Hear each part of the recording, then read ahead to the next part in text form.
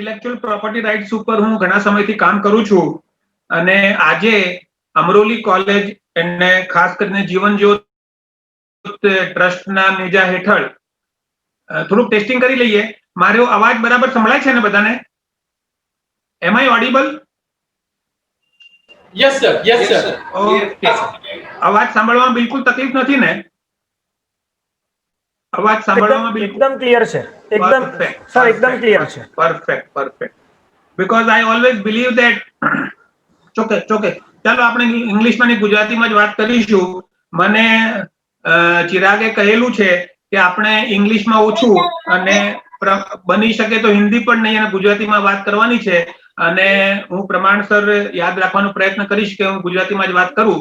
અને મિત્રો, હું મારું પ્રેઝન્ટેશન શરૂ કરું તો એવરીબડી હુ ઇઝ જે પણ મિત્રો આપણને આપણા આ વેબિનારમાં ઝૂમ અથવા ફેસબુક અથવા યુટ્યુબ અથવા વિવિધ ચેનલ્સ દ્વારા જોડાયા છે એમનો ખૂબ ખૂબ આભાર માનું છું કે જીવન જ્યોત ટ્રસ્ટ અને અમરોલી કેમ્પસના આ અત્યંત મહત્વપૂર્ણ સેમિનારમાં આપણી સાથે જોડાયા છે.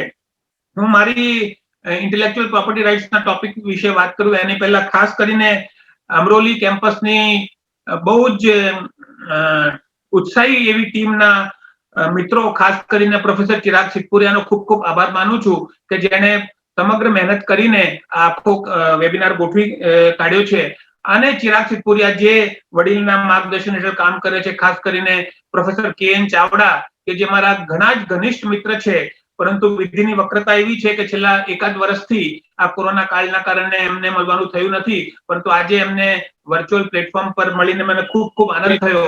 અને હું ચોક્કસ કહી શકું કે જેમ જેમ અમરોલી કેમ્પસ જીવન જ્યોત ટ્રસ્ટ નું વટવૃક્ષ વિશાળ થતું જાય છે તેમ તેમ કે.એન. ચાવડા સાહેબની જવાબદારીઓ પણ વધતી જાય છે અને તેઓ પણ ખૂબ જ સફળતાપૂર્વક સમગ્ર કેમ્પસનું સંચાલન કરી રહ્યા છે. અને મને આશા છે કે અમરોલી કેમ્પસ જે રીતે આગળ વધી રહ્યું છે તે અમને તો ખબર જ છે કે સમગ્ર સુરતમાં ખૂબ જ એમને નામના કેળવી છે અને સમગ્ર ભારતમાં પણ નામના કેળવશે એવા વિશ્વાસ સાથે આપણે આ કાર્યક્રમની શરૂઆત કરીએ.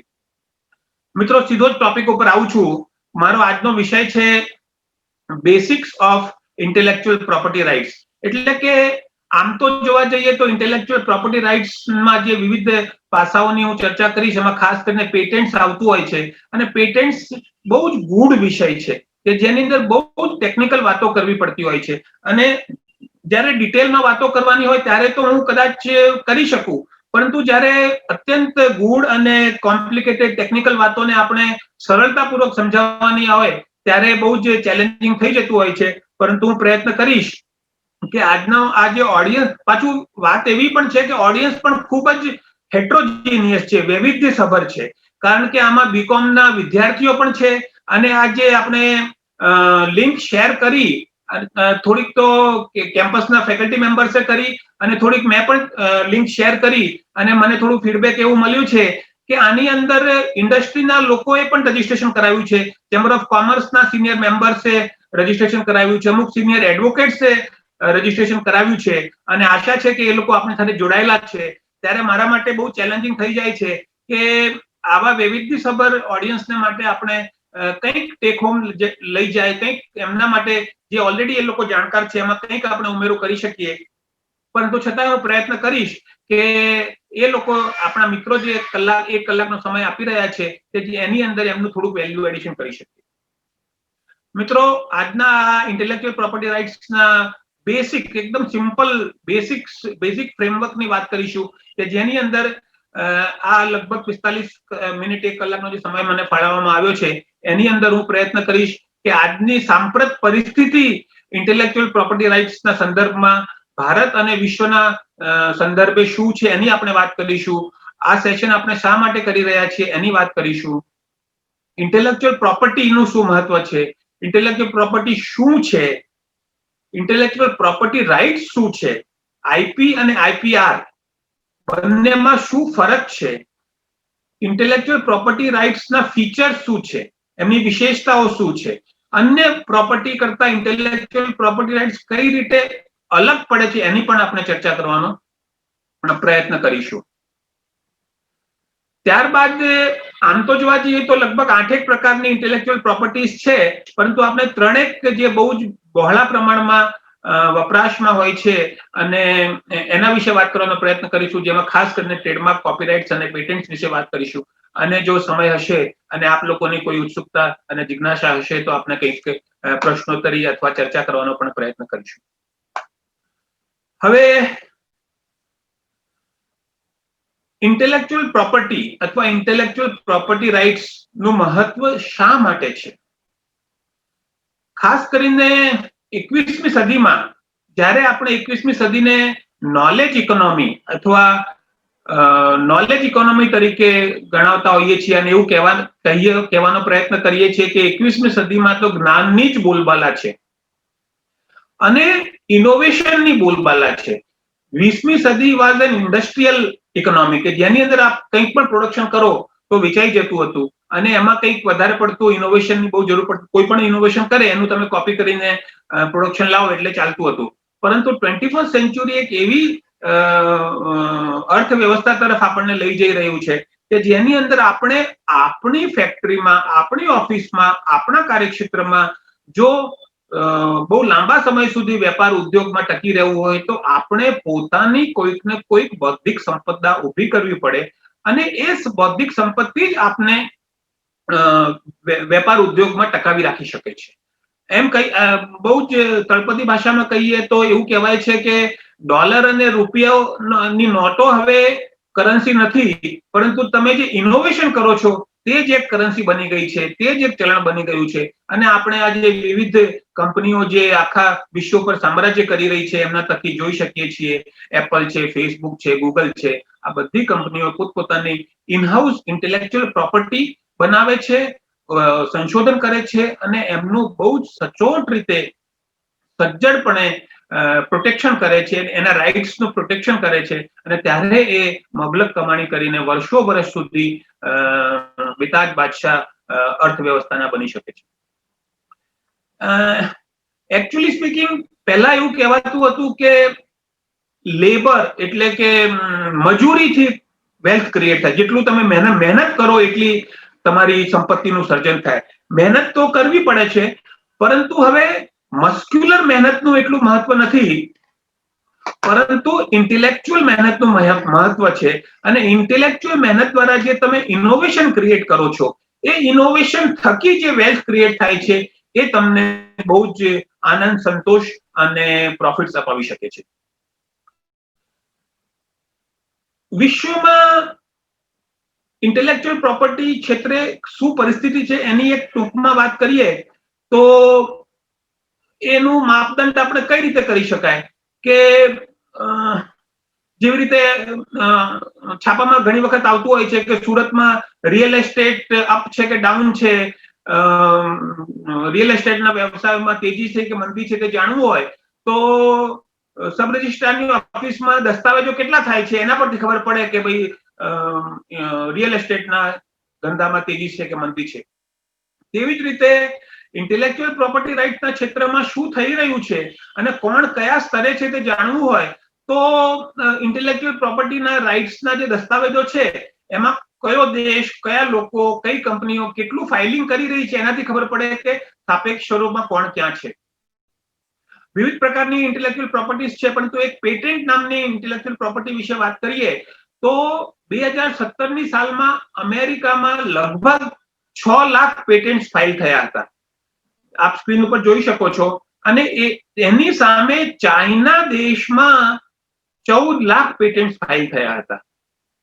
યુએસએમાં 6 લાખ, ચાઇનામાં 14 લાખ અને એની સામે 2017માં ઇન્ડિયામાં માત્ર 46,000 પેટન્ટની એપ્લિકેશન્સ ફાઇલ થઈ હતી. એટલે આ એક તમને એક ચિતાર આપવાનો પ્રયત્ન છે કે ભારત દેશમાં ઇનોવેશનની શું પરિસ્થિતિ છે. આપણે કહીએ કે ઇનોવેશન તો કરીએ છીએ, પરંતુ ઇનોવેશન જો કરતા હોઈએ અને પેટન્ટ નહીં ફાઇલ કરતા હોઈએ તો એ મિલકત બનતી નથી. એટલે કે ભારત દેશની પરિસ્થિતિ માં ખરેખર બહુ વિચાર કરવા જેવું છે. અને ભારતમાં જે 46,000 પેટન્ટ ફાઇલ થાય છે એમાં પણ ભારતીય કંપનીઓ દ્વારા ઇન્ટેલેક્ચ્યુઅલ પ્રોપર્ટી ક્રિએટ થઈ હોય, એમને કંઈ સંશોધન કર્યું હોય અને એમને ફાઇલિંગ કર્યું હોય એવું નથી. ઇન્ડિયામાં જે ફાઇલિંગ થાય છે એમાં પણ કોલકોમ નામની કંપની, સેમસંગ, યુઆઈ, એરિક્સન એ બધા ટોપ ફાઇલર્સ છે. કોલકોમના 1500, 1300, 1000, 600 એટલે કે ટોપ ફાઇલિંગ 50,000 માંથી 25-30,000 ફાઇલિંગ તો વિદેશી કંપનીઓના છે. એટલે ભારતના મૂળ સંશોધનની સંખ્યા પેટન્ટ ફાઇલિંગની પ્રમાણમાં જોઈએ તો બહુ જ વિચાર માંગી લે એવી છે. એટલે ખાસ કરીને જે યુવાન મિત્રો આપણી સાથે જોડાયા છે કે જે વેપાર ઉદ્યોગમાં જે ટીવાય ના છોકરાઓ છે, વિદ્યાર્થીઓ જે વેપાર ઉદ્યોગમાં જોડાવાના છે, એમને મારે ખાસ આહવાન છે કે આપ ઇન્ટેલેક્ચ્યુઅલ પ્રોપર્ટી રાઇટ્સ ઉપર ખૂબ ધ્યાન આપજો.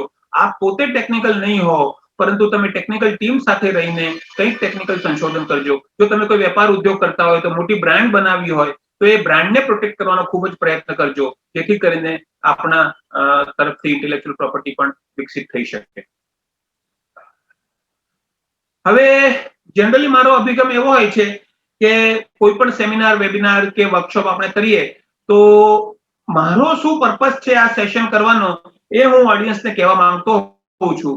અને ખાસ કરીને ઓડિયન્સનો શું પર્પસ છે એ પણ જાણવાનો પ્રયત્ન કરતો હોઉં છું. ફિઝિકલ પ્રોગ્રામ હોય ત્યારે તો થોડું ઇન્ટરેક્શન કરી શકાતું હોય છે, પરંતુ મારું ચોક્કસ માનવું છે કે કોઈ પણ વ્યક્તિ કોઈ પણ પ્રોગ્રામમાં 1-1.5 કલાકનો સમય આપે ત્યારે એનો કંઈક ઓબ્જેક્ટિવ હોવો જોઈએ. આપ પણ મને ચોક્કસ ખાતરી છે કે કંઈક ઓબ્જેક્ટિવ લઈને આ પ્રોગ્રામમાં જોડાયા હશો જ. પરંતુ મારો પર્પસ શું છે? મારો પર્પસ એવો છે કે આ પ્રોગ્રામમાં જોડાનારા મને થોડીક માહિતી એવી મળી છે કે વિવિધ પ્લેટફોર્મ પર મળીને લગભગ 150-200 મિત્રો દેશમાં અને ખાસ કરીને સુરતથી જોડાયેલા છે.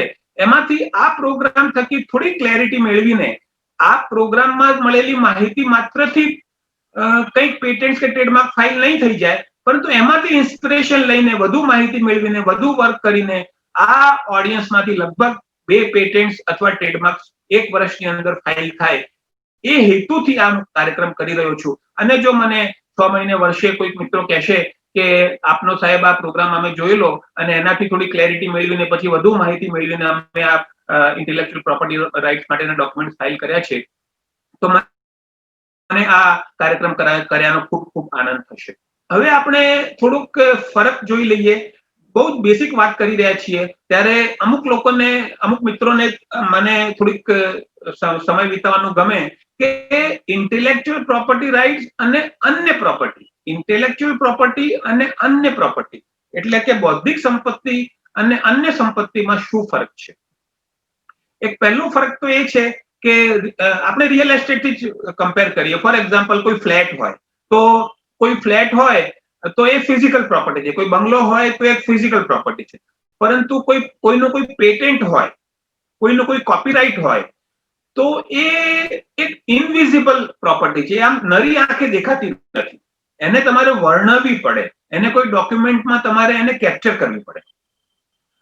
ફિઝિકલ કોઈ પણ પ્રોપર્ટી હોય તો એને તમે અમુક બાઉન્ડ્રી દોરીને એને તમે લિમિટ કરી શકો છો. ધારો કે કોઈ એક પ્લોટ છે તો એની ચતુર્સીમા હોય, લેફ્ટ, રાઈટ, ઉત્તર, દક્ષિણ, પૂર્વ, પશ્ચિમની તમે લાઈનો એના પર બાઉન્ડ્રી દોરો એટલે એની આ ચતુર્સીમા થઈ જાય અને એની અંદરના વિસ્તારને આપણો પ્લોટ કહેવાય. પરંતુ ઇન્ટેલેક્ચ્યુઅલ પ્રોપર્ટી રાઇટ્સની આવી રીતે કોઈ પણ ઇન્ટેલેક્ચ્યુઅલ પ્રોપર્ટી છે, બૌદ્ધિક સંપત્તિ છે તમારી, એને આવી રીતે ચતુર્સીમામાં ઘેરી લેવી અને એને લિમિટ કરી દેવી બહુ જ અઘરી છે, લગભગ અશક્ય જેવી છે. એટલે એનું વર્ણન બહુ જ ડિટેલમાં કરવું પડે જેથી કરીને એની લિમિટ્સ બાંધવાનો પ્રયત્ન થઈ શકે. એટલે કે મુખ્ય ફરક એ આવે છે કે ફિઝિકલ પ્રોપર્ટીને તમે બાઉન્ડ્રીઝમાં લિમિટ કરી શકો છો, પરંતુ ઇન્ટેલેક્ચ્યુઅલ પ્રોપર્ટીને તમે બાઉન્ડ્રીઝમાં લિમિટ કરવાનું બહુ જ અઘરું છે. એટલે ડિટેલ ડોક્યુમેન્ટ્સ બનતા હોય છે. અને એ જે ફિઝિકલ પ્રોપર્ટીનો આપણો પ્લોટ જે છે અથવા આપણો બંગલો જે છે એને આપણે ચારે બાજુથી ફેન્સિંગ કરીને એને પ્રોટેક્ટ કરી શકીએ છીએ, પરંતુ ઇન્ટેલેક્ચ્યુઅલ પ્રોપર્ટીને એવી રીતે પ્રોટેક્ટ નથી કરી શકાતું. આપે કોઈક સરસ મજાનું ગીત બનાવ્યું છે અને તમે એને રેકોર્ડિંગ કર્યું છે અને એ રેકોર્ડિંગ કશેક તમે કોઈની સાથે શેર કર્યું અને એ ભાઈ બીજા 100 ને શેર કરે, તો આપની પરમિશન વગર જયારે વાપરી રહ્યો હોય તો એને તમારે રોકવો ઘણો જ અઘરો છે. અશક્ય નથી, પરંતુ ઘણો જ અઘરો છે.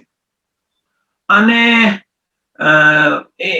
કોઈ પણ ફિઝિકલ પ્રોપર્ટી જેવી રીતે હોય છે, પ્લોટ આપણો જમીનનો પ્લોટ હોય છે, એને આપણે ચતુર્સીમાં ને ડિસ્ક્રાઇબ કરીને તમે કોઈ પણ પ્રોપર્ટીનો દસ્તાવેજ જ્યારે જોશો, ઇવન ફ્લેટનો પણ દસ્તાવેજ જોશો, તો એના શેડ્યુલમાં જ્યારે પ્રોપર્ટીનું વર્ણન કરેલું હોય છે ત્યારે એમાં લખેલું હોય છે કે આ ફ્લેટની ઉત્તરમાં આ છે, દક્ષિણમાં આ છે, પૂર્વમાં આ છે અને પશ્ચિમમાં આ છે.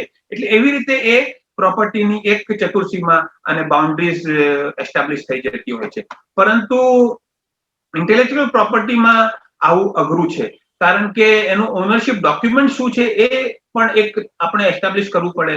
અને વિવિધ પ્રકારની ઇન્ટેલેક્ચ્યુઅલ પ્રોપર્ટીઝ છે. આપણે ફિઝિકલ પ્રોપર્ટીઝમાં રિયલ એસ્ટેટનો ફ્લેટ હોય, બંગલો હોય, ગમે તે હોય, પરંતુ એને આવી રીતે આપણે વર્ણન કરીને એક જ પ્રકારનો દસ્તાવેજ બનાવીને એને આપણે પ્રોટેક્ટ કરી શકીએ છીએ. પરંતુ વિવિધ પ્રકારની ઇન્ટેલેક્ચ્યુઅલ પ્રોપર્ટીઝને એક પ્રકારના દસ્તાવેજ દ્વારા રાઇટ્સ આપી શકાતા નથી. એટલે વિવિધ પ્રકારના ડોક્યુમેન્ટ્સ બનાવવા પડે છે, જેવી રીતે કે ટ્રેડમાર્ક્સ હોય, પેટન્ટ્સ હોય, જેની આપણે વાત કરીશું. એટલે આ બધી તકલીફોને કારણે ઇન્ટેલેક્ચ્યુઅલ પ્રોપર્ટી બનાવવી પણ અઘરી છે અને એને પ્રોટેક્ટ કરવી પણ અઘરી છે. એટલે આખું આ જે ઇન્ટેલેક્ચ્યુઅલ પ્રોપર્ટી રાઇટ્સનું જે ક્ષેત્ર છે એ બહુ જ ડિટેલ્સ માંગી લે છે, બહુ જ સંશોધન માંગી લે છે અને એના ક્ષેત્રમાં કામ કરનારા પ્રોફેશનલ્સ તરફથી ખૂબ જ કમિટમેન્ટ માંગી લે છે. પરંતુ આટલી બધી તકલીફો હોવા છતાં પણ હકીકત એ છે કે ઇન્ટેલેક્ચ્યુઅલ પ્રોપર્ટી એટલે કે બૌદ્ધિક સંપત્તિ દ્વારા ખૂબ જ પ્રમાણમાં, વિપુલ પ્રમાણમાં સંપત્તિનું સર્જન થાય છે. એક એક્ઝામ્પલ આપું તો કે આપે ધારો કે ફોર એક્ઝામ્પલ એક 2000ની સાલમાં પ્લોટ ખરીદ્યો હોય કે બંગલો ખરીદ્યો હોય અને આજે બહુ જ રિયલ એસ્ટેટની તેજીમાં પણ એ બંગલાની કિંમત બહુ તો 4 ગણી થઈ હોય, 5 ગણી થઈ હોય અને મંદી આવે તો પાછી ઘટી પણ જાય. પરંતુ 1985ની સાલમાં આ બિલ ગેટ્સ હો અને એક MS DOS સોફ્ટવેરનું નિર્માણ કર્યું હોય, અથવા 1995ની આસપાસમાં, 2000ની આસપાસમાં આપણે વિન્ડોઝનું સર્જન કર્યું હોય અને વિન્ડોઝ દ્વારા આજે કેટલા અરબો ખરબો રૂપિયાની સંપત્તિનું સર્જન થયું છે આપણે અને મને બધાને જ ખબર છે. અને એ સંપત્તિ એકવાર બની ગયા પછી થોડું અપડેટ્સ બિલ ગેટ્સ સાહેબ કરે છે, થોડા વર્ઝન્સ ચેન્જ કરીને. પરંતુ એક વાત તો આપણે સ્વીકારવી પડે કે વિન્ડોઝ વર્ષોથી લગભગ સરખું ચાલતું આવેલું છે અને એ વિન્ડોઝમાં જે અપડેટ્સ આપે છે એમાં મહેનત બહુ ઓછી છે અને વર્ષ સુધી મબલક કમાણી કરી આપે છે.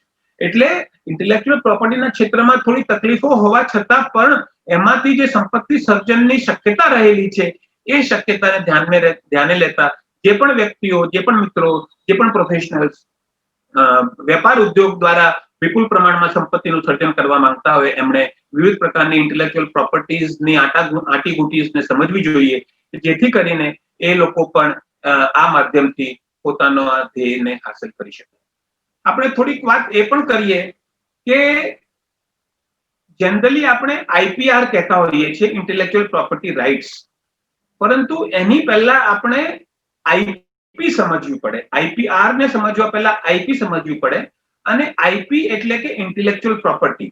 એ ઇન્ટેલેક્ચ્યુઅલ પ્રોપર્ટીમાં પણ બે શબ્દો છે, ઇન્ટેલેક્ચ્યુઅલ અને પ્રોપર્ટી. પ્રોપર્ટી એટલે કે સંપત્તિ, બધાને ખબર છે, અને ફિઝિકલ પ્રોપર્ટી અને ઇન્ટેલેક્ચ્યુઅલ પ્રોપર્ટી. ઇન્ટેલેક્ચ્યુઅલ પ્રોપર્ટી શું છે? આપના માનસિક મહેનતથી, મેન્ટલ લેબરથી, મેન્ટલ એફર્ટ્સથી જે આઈડિયાઝ અથવા જે ક્રિએશન્સ થાય અને જેની કંઈ કમર્શિયલ વેલ્યુ હોય એને આપણે ઇન્ટેલેક્ચ્યુઅલ પ્રોપર્ટી કહી શકીએ. આમાં જે મેં લાલ અક્ષરમાં હાઇલાઇટ કરેલું છે તે કમર્શિયલ વેલ્યુ નો કોન્સેપ્ટ બહુ જરૂરી છે. એના વિશે આપણે 1 મિનિટ વાત પણ કરીશું.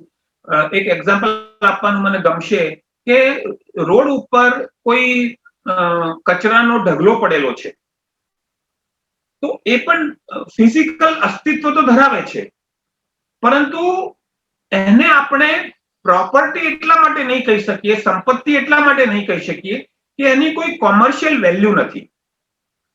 એ જગ્યાએ આટલો મોટો ઢગલો નહીં પડેલો હોય, પરંતુ કોઈક સોનાનો એક કોઈક વીંટી પડેલી હોય,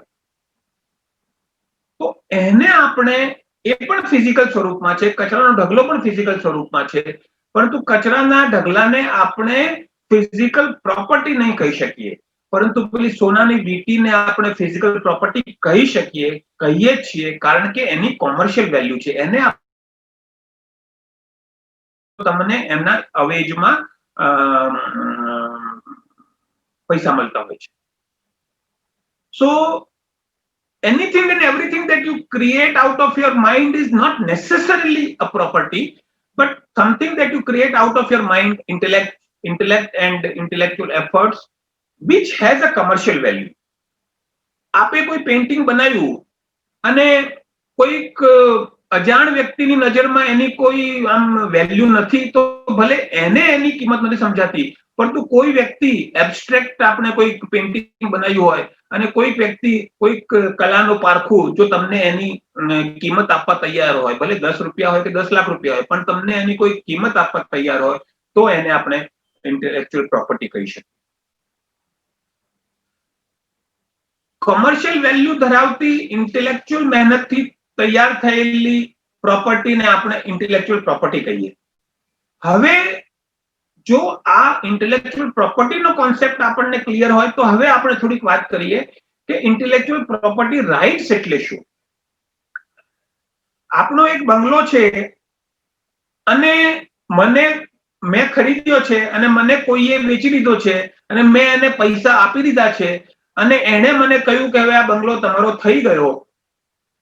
મિત્રો, આપ સૌ જે જોડાયેલા છો તે માનશો મારી એ વાતને કે મારા પૈસા આપી દેવાથી અને પેલા વેચનાર વ્યક્તિની સંમતિ માત્રથી એ બંગલાનો રાઇટ્સ મારા થઈ જતા નથી. આપણે સબ રજિસ્ટ્રારની ઓફિસમાં જઈને એનું રજીસ્ટ્રેશન કરાવવું પડતું હોય છે, ત્યારે એ બંગલાના રાઇટ્સ મારા થયા એવું કહેવાય. એ જે પેલો દસ્તાવેજ, રજીસ્ટ્રેશન દસ્તાવેજ આવે છે, એના થકી આપણને એ બંગલાના રાઇટ્સ મળે છે. પૈસા મેં આપ્યા છે, સંમતિ વેચનારે આપી છે, છતાંય મિત્રો એક વાત સમજવા જેવી છે કે રાઇટ્સ જે છે એ સરકાર આપણને આપે છે. સરકાર આપણને લીગલ રાઇટ્સ આપે છે. એ દસ્તાવેજ શું છે? આ જે મેં લીગલ રાઇટ્સ શબ્દને બ્લુમાં હાઇલાઇટ કર્યું છે, તેનાથી એસોસિએટ કરવાનો પ્રયત્ન કરજો. પૈસા બંગલાના મેં આપ્યા છે, પૈસા બંગલાના વેચનારે લીધા છે, સંમતિ આપી છે, પરંતુ કાયદાકીય રીતે હજી એ બંગલો મારો ત્યારે જ થાય કે જ્યારે સરકાર એની સાક્ષી બને. દસ્તાવેજ શું છે? દસ્તાવેજ એ સરકારની સાક્ષી છે, જેનામાં સરકાર એવું કહે છે કે કાયદાની જોગવાઈ પ્રમાણે આ દસ્તાવેજ થકી લેનારને સરકાર, જે તે દેશની સાર્વભૌમ સરકાર, લીગલ રાઇટ્સ આપે છે. એટલે કે હવે આ પ્રોપર્ટી તમારી થઈ અને કોઈ પણ વાંધા વચકા આવે, કોઈ પણ તકલીફ આવે, તો સરકાર તમને કાયદાકીય જોગવાઈ અને કાયદાકીય ફ્રેમવર્ક હેઠળ પ્રોટેક્શન આપવા માટે બંધાયેલી છે. એટલે ઇન્ટેલેક્ચ્યુઅલ પ્રોપર્ટી રાઇટ્સ એટલે શું? These are the legal rights associated with an intellectual property which are capable of being protected. તમારી પાસે જ્યાં સુધી તમારા બંગલાનો દસ્તાવેજ નહીં હોય ત્યાં સુધી કોઈ આવીને એની ઉપર અતિક્રમણ કરે તો તમે એને રોકવા જાઓ તો અતિક્રમણ કરનાર કહી શકે છે કે એ બંગલો તમારો નથી, એટલે તમે એ બંગલાના રાઇટ્સ પ્રોટેક્ટ નથી કરી શકતા. એવી જ રીતે ઇન્ટેલેક્ચ્યુઅલ પ્રોપર્ટી તમે બનાવી હોય, કોઈ પણ તમે ટ્રેડમાર્ક બનાવ્યો હોય, કોઈ પણ ટેકનિકલ સંશોધન કર્યું હોય અને કોઈ કોપી કરે તો તમે એને રોકી નહીં શકો જ્યાં સુધી તમારી પાસે એ પ્રોપર્ટી તમારી છે એનો કોઈ પુરાવો નહીં હોય. એ પુરાવો અથવા એ રાઇટ્સ કોણ આપે? એ લીગલ રાઇટ્સ છે કે જે સરકાર આપે. અને એ legal rights, intellectual property rights એટલે શું? કે જેની કોઈ અતિક્રમણ કરે, જેને અમે ઇંગ્લિશમાં કહીએ છીએ ઇન્ફ્રિંજમેન્ટ કરે, તમારા પોતાના વિસ્તારમાં કોઈ તમારી પરમિશન વગર પ્રવેશ કરે તો સરકાર, કાયદો, પોલીસ, કોર્ટ વગેરે તમને કંઈક રિલીફ આપી શકે, રેમેડીઝ આપી શકે, ત્યારે જ એ ઇન્ટેલેક્ચ્યુઅલ પ્રોપર્ટી રાઇટ્સ કહી શકાય.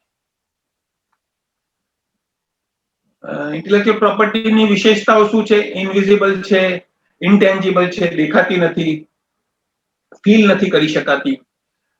મટીરિયલિસ્ટિક નથી, it is not manifested in material. આપણે જે કોઈ પણ વિન્ડોઝની સીડી જોઈએ છીએ, એ સીડી એ ઇન્ટેલેક્ચ્યુઅલ પ્રોપર્ટી નથી. એ સીડી એ વિન્ડોઝ સોફ્ટવેર નથી. સીડીની અંદર અમૂર્ત સ્વરૂપમાં જે કોડિંગ થયેલું છે, કે જે સીડીને કમ્પ્યુટરની સીડી ડ્રાઈવ વાંચે છે, એ જે અદ્રશ્ય સ્વરૂપમાં લખાયેલું છે તે ઇન્ટેલેક્ચ્યુઅલ પ્રોપર્ટી છે.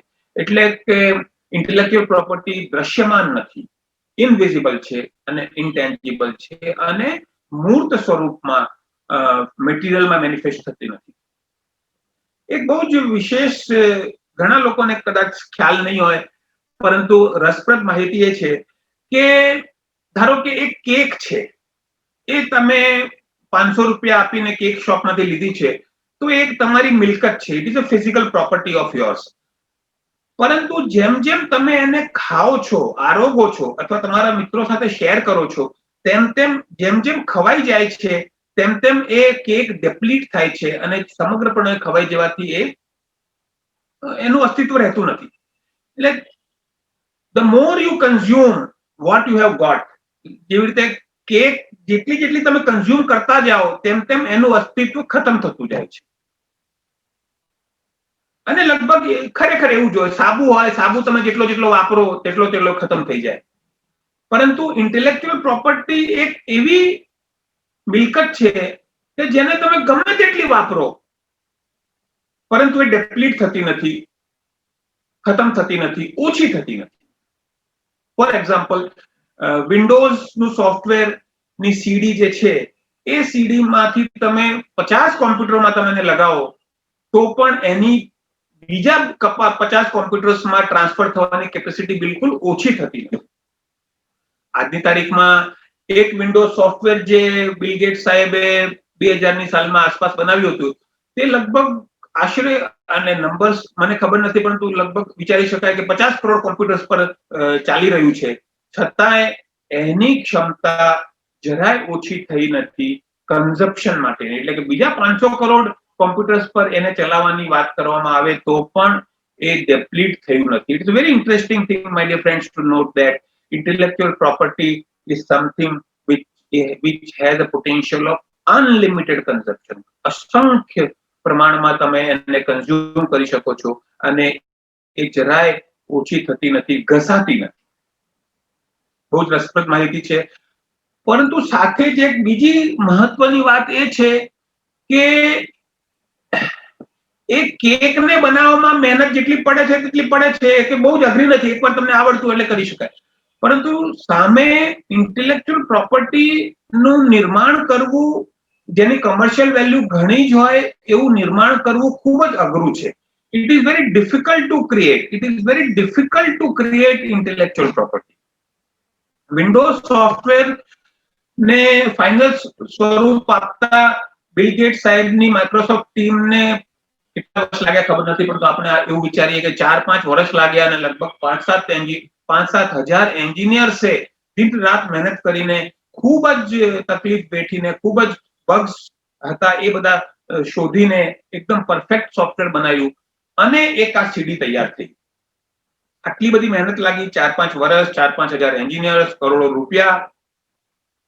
પરંતુ એને કોપી કરવા માટે તો સાહેબ તમારી એક 5 રૂપિયાની સીડી જોઈએ, કે એક કોમ્પ્યુટરમાંથી, એક સીડી ડ્રાઈવમાંથી તમે એને ઇઝીલી કોપી કરી શકો છો. તો એટલે વિધિની વિડંબના એ છે કે ઇન્ટેલેક્ચ્યુઅલ પ્રોપર્ટીને ક્રિએટ કરવી બહુ અઘરી છે, પરંતુ એને કોપી કરવી બહુ જ સરળ છે. એટલા માટે જ આ આખું વિશ્વ તૈયાર થયું છે, આખું એક ક્ષેત્ર તૈયાર થયું છે કે જેની અંદર જે લોકો બહુ જ મહેનતથી ક્રિએટ કરે છે, નિર્માણ કરે છે, ઇન્ટેલેક્ચ્યુઅલ પ્રોપર્ટીનું સર્જન કરે છે, એને આપણે પ્રોટેક્શન કરી શકીએ. પરંતુ સાથે જ વસ્તુ એ પણ છે કે એને પ્રોટેક્ટ કરવી ડિફિકલ્ટ છે. આપણે બધા જાણીએ છીએ કે વિન્ડોઝ સોફ્ટવેરનું કેટલા બહોળા પ્રમાણમાં પાયરેસી થાય છે. આપણા બિલ ગેટ્સ સાહેબ જરાય નહીં ઈચ્છે કે એમની પરમિશન વગર આખા વિશ્વમાં એક પણ કોમ્પ્યુટર ઉપર વિન્ડોઝ સોફ્ટવેર ચાલે. પરંતુ એના પાસે અસંખ્ય પ્રમાણમાં, ખૂબ જ વિપુલ પ્રમાણમાં શક્તિ છે, પૈસો છે, પરંતુ એ કોપી થતી રોકી શકતા નથી. The point that I'm trying to make is that, my dear friends, intellectual property ને પ્રોટેક્ટ કરવી ખૂબ જ અઘરી છે. અને બીજી એક ખાસ છેલ્લી વાત કે અન્ય પ્રોપર્ટીની જેમ ઇન્ટેલેક્ચ્યુઅલ પ્રોપર્ટીને પણ ખરીદ વેચાણ થઈ શકે છે. કોમર્શિયલ વેલ્યુ હોય, મેં કોઈ વસ્તુનું સર્જન કર્યું છે, મેં વિન્ડોઝ સોફ્ટવેરનું સર્જન કર્યું છે અને એપલ વાળાએ આખું સોફ્ટવેર લઈ લેવા તૈયાર હોય તો વિન્ડોઝ અને બિલ ગેટ્સ અને તે સમયના સ્ટીવ જોબ્સ સાથે બેસીને એનો કોઈ સોદો નક્કી કરે તો આખું વિન્ડોઝ સોફ્ટવેર એપલનું થઈ જાય. ઘણા બધા એવા સોદા આપણે છાપવામાં આવતા હોય છે. So the point is that intellectual property can also be bought and sold the way other properties can be bought and sold. ગઈ સ્લાઇડમાં આપણે વાત કરી ઇન્ટેલેક્ચ્યુઅલ પ્રોપર્ટીના ફીચર્સની. હવે આપણે વાત કરી રહ્યા છીએ કે ઇન્ટેલેક્ચ્યુઅલ પ્રોપર્ટી રાઇટ્સના ફીચર્સ શું છે. જેવી રીતે અન્ય પ્રોપર્ટી રાઇટ્સના ફીચર એ છે કે એ જે તે રાઇટ્સ કાયદા દ્વારા પ્રોટેક્ટ થયેલા હોય છે, એવી જ રીતે ઇન્ટેલેક્ચ્યુઅલ પ્રોપર્ટી રાઇટ્સને પણ રાઇટ્સ ત્યારે જ કહી શકાય કે જ્યારે એ રાઇટ્સ કાયદા દ્વારા આપણને કાયદો આપણને સંરક્ષણ આપતો હોય. અને કોઈ વ્યક્તિ આપણા ઇન્ટેલેક્ચ્યુઅલ પ્રોપર્ટી રાઇટ્સનું અતિક્રમણ કરે તો દેશના પ્રવર્તમાન કાયદાઓ આપણને એ અતિક્રમણને રોકવા માટે સક્ષમ હોવા જોઈએ અને કાયદો આપણી પડખે ઊભો રહેવો જોઈએ. અને કોઈ અતિક્રમણ કરે તો આપણને કંઈક રિલીફ મળી શકવી જોઈએ. આપણે કાયદામાં કોર્ટ પાસે જઈએ તો કોર્ટ જે વ્યક્તિ અતિક્રમણ કરી રહ્યું છે, કોપી કરી રહ્યું છે, આપની પરમિશન વગર વાપરી રહ્યું છે, એને ગુજરાતીમાં શું કહીએ છીએ મને યાદ આવશે, પરંતુ ઇંગ્લિશમાં અમે ઇન્જેક્શન કહીએ છીએ. I will be able to tell you in Gujarati also. કે સામાવાળાને આપણે મનાઈ હુકમ, મનાઈ હુકમ ઇઝ ધ કરેક્ટ વર્ડ, કે કોર્ટ જે વ્યક્તિ કોપી કરી રહ્યું છે એને મનાઈ હુકમ આપી શકે છે, પરમાનન્ટ મનાઈ હુકમ આપી શકે છે અને એવું પ્રોનાઉન્સમેન્ટ કરી શકે છે કે આ પ્રોપર્ટી ડોક્ટર અનિલ સરાવગીની છે અને મહેશભાઈ અથવા મનીષભાઈ જે કોપી કરી રહ્યા છે તેને આદેશ આપવામાં આવે છે કે મનાઈ હુકમ આપવામાં આવે છે કે આપ આનું ગેરકાયદેસરનું વપરાશ બંધ કરો. અને એવી જ રીતે કોઈ વ્યક્તિનું મારા ઇન્ટેલેક્ચ્યુઅલ પ્રોપર્ટીનું મારી સંમતિ વગર વપરાશથી મને જે આર્થિક નુકસાન થયું હોય એ એનો વળતર પણ અપાવી શકે તો જ એને આપણે રાઇટ્સ કહી શકીએ. મારા રાઇટ્સ હોય અને મારા રાઇટ્સ ઇન્ટેલેક્ચ્યુઅલ પ્રોપર્ટી રાઇટ્સ હોય અને એનું કોઈ કોપી કરે અને મને કોઈ વળતર નહીં મળવાનું હોય તો એ રાઇટ્સની કોઈ વેલ્યુ નથી. એટલે કે intellectual property rights are protectable by law, they are enforceable by law, and they have a remedy in case of infringement.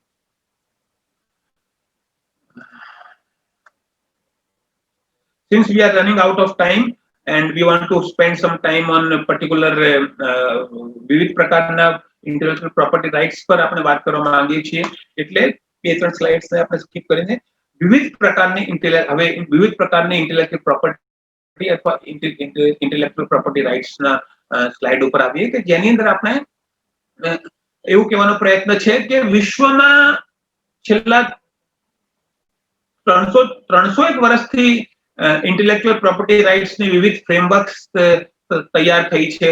ખાસ કરીને શરૂઆત દરેક વસ્તુની જેવી રીતે મોડર્ન વિજ્ઞાનમાં હોય કે મોડર્ન સાહિત્યમાં હોય કે મોડર્ન પોલિટિક્સમાં હોય, મોડર્ન લોમાં હોય, તે લગભગ બધું યુરોપથી જનરેટ થયેલું છે. તેવી રીતે ઇન્ટેલેક્ચ્યુઅલ પ્રોપર્ટી રાઇટ્સના ક્ષેત્રમાં પણ બધું યુરોપમાં 19મી સદીમાં શરૂ થયેલું અને આજે લગભગ 200-250 વર્ષના ઇતિહાસમાં વિવિધ પ્રકારની ઇન્ટેલેક્ચ્યુઅલ પ્રોપર્ટીઝને લગભગ 8 સ્વરૂપમાં ક્લાસિફાઈ કરી શકાય છે. તે છે patents, copyrights, trademarks, industrial designs, layout designs of integrated circuits, geographical indicators, plant varieties and trade secrets. છેલ્લી 5 વિશે આ એક બેઝિક પ્રોગ્રામ છે એટલે આપણે વિગતે વાત નહીં કરીએ, પરંતુ લગભગ બધાને લાગુ પડે, લગભગ બધાને રસ પડે તેવી 3 શબ્દો જનરલી બધાએ સાંભળેલા હોય છે. તે છે પેટેન્ટ્સ, કોપીરાઇટ્સ અને ટ્રેડમાર્ક્સ. એના વિશે આપણે આવનારી સ્લાઇડ્સમાં વાત કરીશું. પરંતુ આ સ્લાઇડમાં એટલું કહીએ કે પેટેન્ટ્સ એ ટેકનિકલ ઇનોવેશન્સને પ્રોટેક્ટ કરે છે. કોપીરાઇટ્સ એ આપની સર્જનશીલતા, કલાત્મક વર્ક, સાહિત્યિક વર્ક, ફોટોગ્રાફિક વર્ક, વિડીયોગ્રાફિક વર્ક, તમારા સિનેમાઝ, કવિતા લખી હોય, નોવેલ લખી હોય, એટલે કે બધી જ સાહિત્ય અને કળાની પ્રવૃત્તિઓ નું હેઠળ જે કંઈ બી આપે સર્જન કર્યું હોય, કોઈ પેઇન્ટિંગ બનાવી હોય, એને કોપીરાઇટ્સના કાયદા હેઠળ પ્રોટેક્શન મળે છે. ટ્રેડમાર્ક એ બહુ જ પોપ્યુલરલી વપરાતી ઇન્ટેલેક્ચ્યુઅલ પ્રોપર્ટી છે કે જેની અંદર બિઝનેસની અંદર વપરાતા લોગો અને વિવિધ માર્ક્સ અને નામો ને પ્રોટેક્શન મળે છે. જેમ કે Vodafone is a trademark which we cannot use without official permission of Vodafone company. એવી જ રીતે અમૂલ એક ટ્રેડમાર્ક છે કે જે અમૂલ કંપનીની પરમિશન વગર અન્ય કોઈ વ્યક્તિ વાપરી નહીં શકે. અસંખ્ય પ્રકારના ટ્રેડમાર્ક્સ છે. For example, Apple is a very very popular trademark, Microsoft is a trademark. અને આજની તારીખમાં બહુ જ બહોળા પ્રમાણમાં કહેવામાં આવે કે Coca-Cola is a trademark.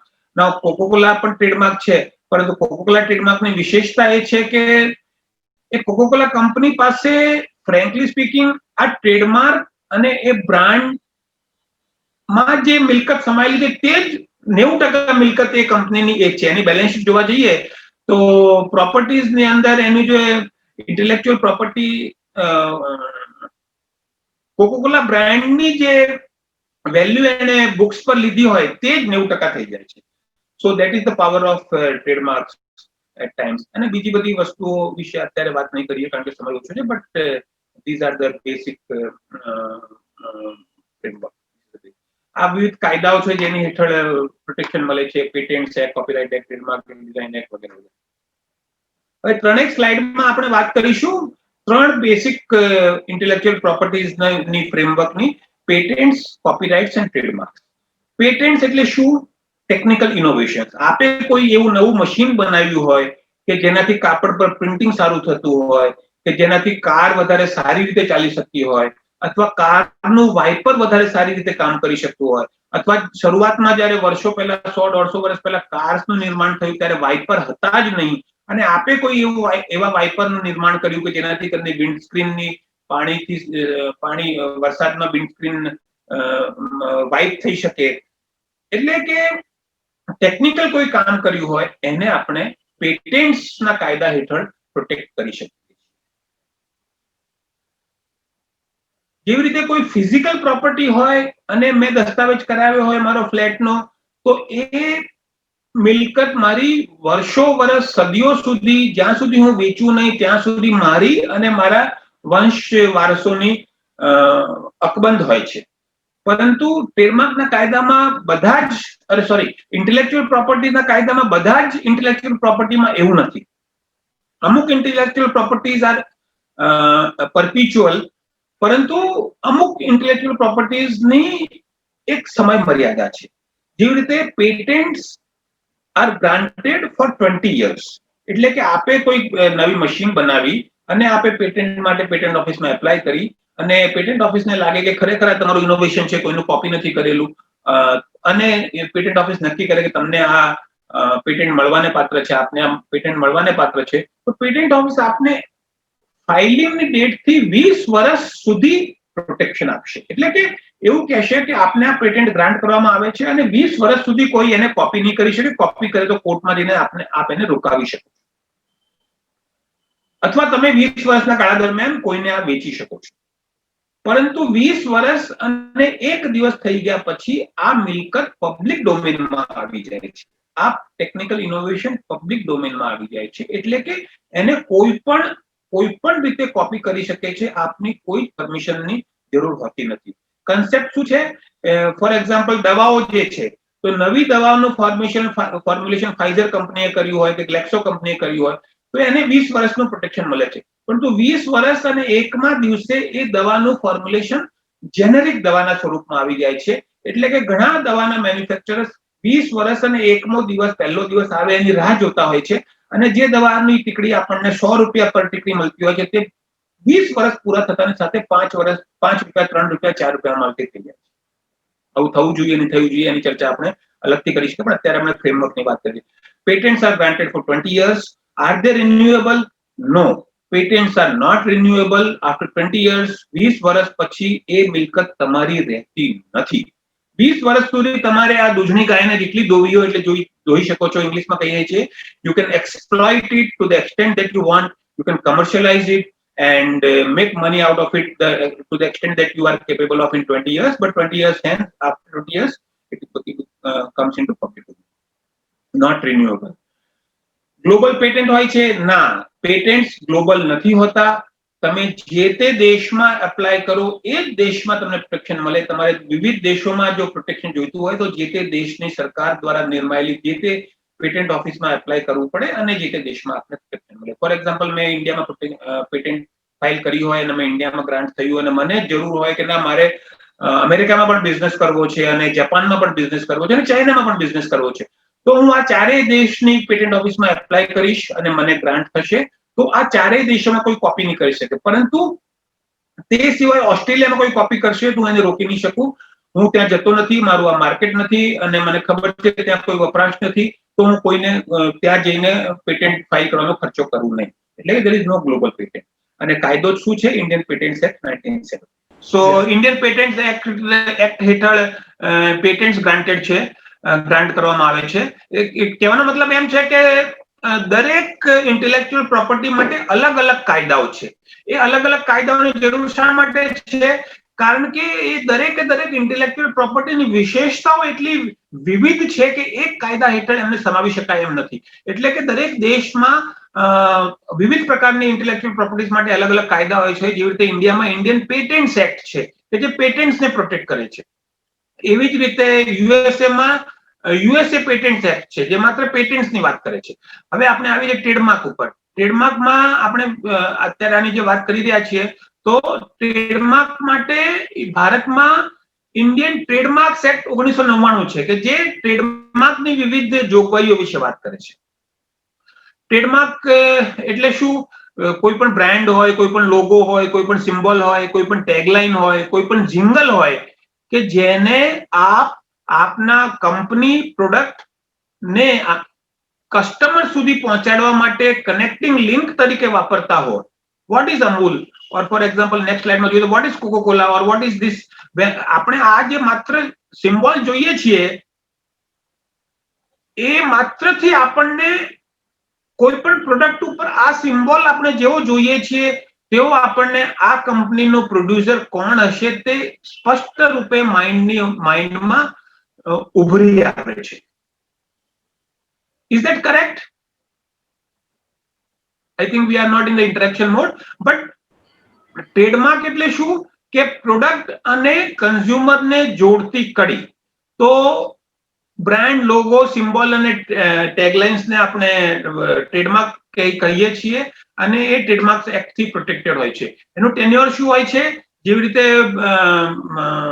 પેટન્ટ્સનો 20 years છે, એવી રીતે ટ્રેડમાર્ક્સનો ટેન્યોર અથવા વેલિડિટી 10 વર્ષ છે. પરંતુ હવે એક મેજર ડિફરન્સ આવે છે કે patents are not renewable, but trademarks are renewable. And so renewable that they are perpetually renewable. 100, 200, 500, 1000, 5000 વર્ષ સુધી આપ એને જ્યાં સુધી રિન્યુ કરાવે રાખો ત્યાં સુધી એ તમારી સંપત્તિ રહે છે. For example, Coca-Cola is a trademark which was first registered approximately in 1850 in USA by the Coca-Cola company. અને હવે વિશ્વમાં વિવિધ દેશોમાં એ દર 10 વર્ષે અથવા કોઈ દેશમાં 8 વર્ષનો કાયદો હોય કે 12 વર્ષનો કાયદો હોય તો એ પ્રમાણે રિન્યુ કરાવી રાખે છે અને છેલ્લા 150 વર્ષથી એ ટ્રેડમાર્ક એની માલિકીનું ચાલતું આવેલું છે. અને આવી જ રીતે એ આવનાર 100-200 વર્ષ સુધી જ્યાં સુધી કંપની ઈચ્છે ત્યાં સુધી એને રિન્યુ કરાવીને પોતાની માલિકી એમાં ચાલુ રાખી શકે છે. So the point of difference between trademarks and patents is that patents are not renewable. The validity is 20 years. The trademarks have a validity of only 10 years, but they are perpetually renewable.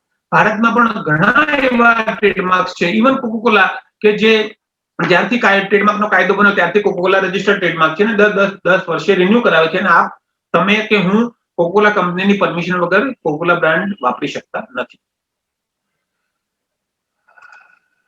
આ બધા sample trademarks છે. Even ખાલી કોઈ પણ નામ નહીં લખેલું હોય, માત્ર એક સ્કેચ હોય અથવા કોઈ ડ્રોઈંગ હોય. આની અંદર કઈ એપલ એવું કઈ લખેલું નથી પણ એપલ જેવો કોઈ ડાયાગ્રામ છે, આમાં ટાટા એવું કઈ લખેલું નથી પણ એવું એક સ્કેચ છે. એવા સ્કેચેસને પણ આપણે ટ્રેડમાર્ક કરાવી શકીએ છીએ. એક છેલ્લી ઇન્ટેલેક્ચ્યુઅલ પ્રોપર્ટી વિશે વાત કરીએ જે ઘણી જ રસપ્રદ છે અને તે છે કોપીરાઇટ્સ. કોપીરાઇટ્સ ઇન્ટેલેક્ચ્યુઅલ પ્રોપર્ટી કોને કહેવાય કે કોઈ પણ કલાત્મક તમે સર્જન કર્યું હોય, કોઈ પણ સાહિત્યિક સર્જન કર્યું હોય, કોઈ પણ ડ્રામા કર્યું હોય, કોઈ થિયેટર પર ડ્રામા બનાવ્યું હોય, તમે કોઈ સિનેમેટિક વર્ક કર્યું હોય, કોઈ ફોટોગ્રાફ બનાવ્યો હોય, કોઈ વિડીયો બનાવ્યો હોય, કોઈ સ્કેચ કર્યું હોય, કોઈ કવિતા લખી હોય, કોઈ નોવેલ લખી હોય, કોઈ સ્ટોરી લખી હોય અથવા કોઈ પણ સાહિત્યિક કાર્ય કર્યું હોય, એ બધી જ વસ્તુઓને આપણે આખા વિશ્વમાં એક વ્યવસ્થા થઈ છે જેમાં આપણે એને કોપીરાઇટ્સના કાયદા હેઠળ પ્રોટેક્શન આપીએ છીએ. કોઈ પણ કોપીરાઇટ્સની ઇન્ટેલેક્ચ્યુઅલ પ્રોપર્ટીમાં કોપીરાઇટ્સ ક્યાં સુધી સબસિસ્ટ કરે છે, ક્યાં સુધી હોય છે કે જે વ્યક્તિએ એ આઈપી નું સર્જન કર્યું હોય, ઓથર જે હોય, એ ઓથરની life plus 60 years. Like for example somebody has created, કોઈ વ્યક્તિએ 2020ની સાલમાં એક બુક લખી તો એ અને એનું કોપીરાઇટ એને કરાવી લીધું, તો એ કોપીરાઇટ્સ ક્યાં સુધી વેલિડ છે, ક્યાં સુધી એ સંપત્તિ એની ગણાય અને ક્યાં પછી ક્યારે એ પબ્લિકમાં આવી જાય. તો અને એ વ્યક્તિ જે વ્યક્તિ આ બુક લખે છે અને એ લગભગ ફોર એક્ઝામ્પલ 2050ની સાલ સુધી જીવે છે, તો લાઈફ ઓફ ઓથર ગમે ત્યારે સર્જન કર્યું હોય અને એ ગમે તેટલા વર્ષ જીવે, 10 વર્ષ જીવે, 20 વર્ષ જીવે, સર્જન કર્યા પછી, તો ફોર એક્ઝામ્પલ આજથી 30 વર્ષ સુધી જીવે છે અને 2050માં એમનું અવસાન થાય છે, તો 2050 વત્તા 60 એટલે કે 2110ની સાલ સુધી એ મિલકત, ઇન્ટેલેક્ચ્યુઅલ પ્રોપર્ટી અથવા એ નોવેલ અથવા એ બુકના કોપીરાઇટ્સ એ વ્યક્તિ અથવા એમના વારસો પાસે હોય છે. એટલે કે એ વ્યક્તિ એક્સપાયર થઈ જાય તો એની રોયલ્ટીઝ, એ બુકની રોયલ્ટીઝ એમના વારસોને 60 વર્ષ સુધી મળતી રહે છે. એટલે કે આજથી આ વ્યક્તિનું અવસાન 30 વર્ષે થાય તો 90 વર્ષ સુધી એની વેલિડિટી રહે. એટલે કોપીરાઇટ્સની વેલિડિટી ફિક્સ નથી. It depends upon the life of the author after the creation. If it expires after 10 years, the validity becomes 70 years. If it expires after 50 years, the validity becomes 110 years. શું એ renewable છે? ના, એ renewable નથી. જેવું કે trademarks renewable છે, પરંતુ copyrights are not renewable. After 60 years, after the death of the author, the work comes into the public domain. આપણે એક એક્ઝામ્પલથી વાત કરીશું. અન્ય પ્રોપર્ટીઝ, ફોર એક્ઝામ્પલ ટ્રેડમાર્ક અને copyrights do not give you global protection. એટલે કે તમે ટ્રેડમાર્કનું રજીસ્ટ્રેશન માત્ર ભારતમાં કરાવ્યું હોય તો અને કોઈ તમારા ટ્રેડમાર્કનું કોપી યુએસએ માં કરે તો તમે એને નહીં રોકી શકો, કારણ કે દે આર જ્યુરિસ્ડિક્શન કાયદાની જોગવાઈ પ્રમાણે હોય છે. પરંતુ કોપીરાઇટ એક એવો અલગ ઇન્ટેલેક્ચ્યુઅલ પ્રોપર્ટી છે. Am I audible? Yes, sir. Yes, sir. Okay. કારણ કે મારામાં ઇન્ટરનેટ અનસ્ટેબલ એવું આવેલું. એનીવેઝ, તો ગ્લોબલ, પરંતુ કોપીરાઇટ્સ એકમાત્ર એવી ઇન્ટેલેક્ચ્યુઅલ પ્રોપર્ટી છે કે જેમાં આપને ગ્લોબલ પ્રોટેક્શન મળે છે. એકવાર આપે એક નોવેલ લખી, તમારે દરેકે દરેક દેશમાં જઈને એ નોવેલનું કોપીરાઇટ પ્રોટેક્શન માટે એપ્લાય કરવાની જરૂર નથી. બહુ જ સમજવા જેવી વાત છે. આપે સંપત્તિનું સર્જન એટલે કે નોવેલ અથવા બુકનું સર્જન ઇન્ડિયામાં કર્યું છે અને કોઈ વ્યક્તિ યુએસએમાં અથવા બ્રિટનમાં એનું કોપી કરે તો આપે ત્યાં રજીસ્ટ્રેશન નહીં કરાવ્યું હોય તો પણ ત્યાં કોપી કરતી વ્યક્તિને રોકાવા માટે ત્યાં જઈને તમે કાયદાની શરણ લઈ શકો છો. આ જોગવાઈ શાના હેઠળ છે મને વર્ષ યાદ નથી, પણ 1882ની આસપાસમાં એક બર્ન કન્વેન્શનની જોગવાઈમાં એવું નક્કી કરવામાં આવેલું કોઈ પણ સાહિત્યિક એટલે કે લિટરરી વર્કનું પ્રોટેક્શન ગ્લોબલ રહેશે. ભારતમાં એ જોગવાઈ કોપીરાઇટ્સ એક્ટ 1956 હેઠળ છે. મિત્રો, ઘણી બધી વાત કરી શકાય, પરંતુ જાણી કરીને હું બહુ જ લિમિટેડ વાત કરી રહ્યો છું, કારણ કે આ આખો વેબિનાર માત્ર બેઝિક વાતો કરવા પૂરતો છે અને જેને જેમાં રસ હશે એને આપણે વિગતે પણ વાત કરીશું. This is an only intellectual property. Copyrights is only an intellectual property that can be protected globally. No other intellectual property provides you global protection. The only IP that can protect આમાં એક બહુ સરસ example થી વાત કરી શકાય કે મહાત્મા ગાંધીજી દ્વારા લગભગ